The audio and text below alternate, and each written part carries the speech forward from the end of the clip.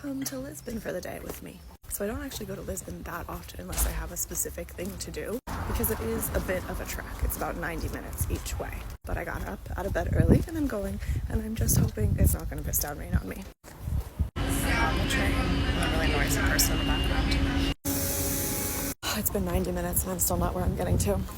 More like 2 hours is probably the right amount for the commute.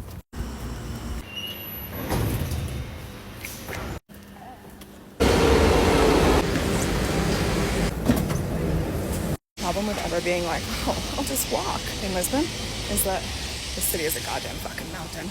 Like, what do you reckon the incline is on this? It's fucking steep.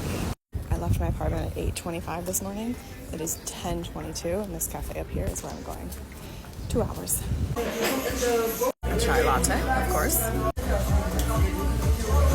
Hey, salmon, avocado, and egg, because I am a millennial. That was a lovely expensive brunch. But when I went to pay, the fucking card machine had like tipping percentages like fucking America.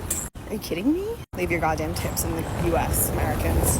Alright, my next stop is a museum. Which one of you actually recommended to me? New York, or like...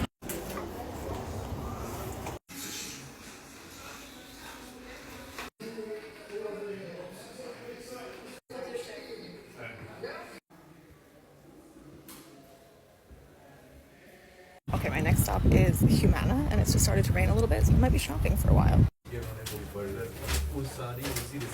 Okay, I went to 3 Humana locations. I bought 5 items, and I spent €24. Now I'm going to go to Livraria Bertrand, which is apparently the oldest bookstore in the world, and I still haven't been there, so let's go do that.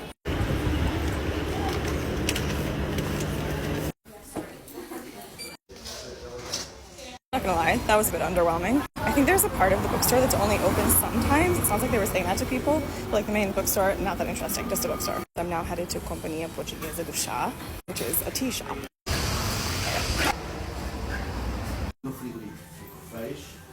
It was a beautiful store, but of course I did forget my container, so I couldn't get loose leaf tea. But I still bought 2 teas. My regular breakfast tea and then something that I think is similar to masala chai. Now I'm gonna climb up this mountain to go to an artisan chocolate shop. Can you see how steep that is? See how it just goes up? I have to go up that. Okay, got some chocolate. I'm gonna go to Embaixada, which is a mall. Ooh, maybe I'll pop into this shop that just walked by. Hold on. I really want one of these. Oh my god, look how cool they are. But they're 45 euro and I'm not a kind of rich American, you know? Okay, that was cute. Now let's go to Embaixada. Okay, so it's concept stores and also it's a 19th century palace.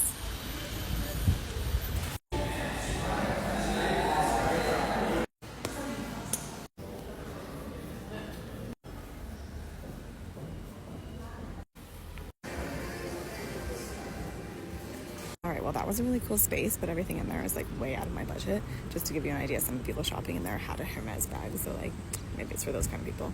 But I did find one shop that had like designer items and they weren't like incredibly expensive, and it's Portuguese designer, so I'll show you who it was. This is her name, Benedita Formazinho. Here's her website. I'm gonna check it out because honestly not too expensive and really cool stuff. Anyways, I'm having a wee sit on this here bench because apparently I've walked 8.5 kilometers and I'm a little bit tired, but I'm gonna go to one more bookstore and then I'm gonna go have a drink. I'm just gonna pop into this pop-up palace real quick.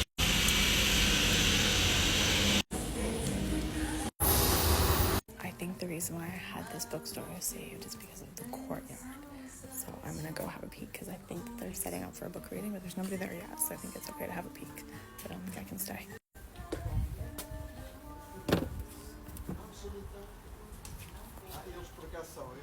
I'm sitting down again because I'm so tired, and so I think that means it's time for a drink. Wine bar it is. It's a Georgian wine bar, no less. White. Okay. It's not orange, but anyway, I would like you. Okay. To try it. Alright, I've had my wine. The owner of that bar was amazing. The Russian woman who has a Georgian friend, they own it together. The friend lives in Georgia.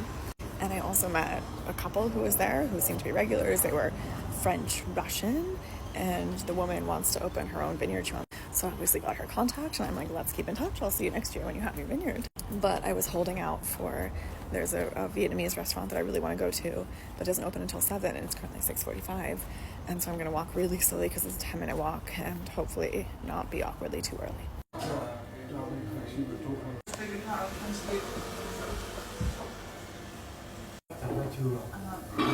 I've had my Vietnamese food. I can't even explain how happy it makes me to have Vietnamese food.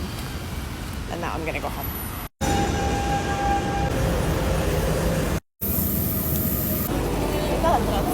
I'm back in Stubes on the long march home. Thanks for coming to Lisbon with me.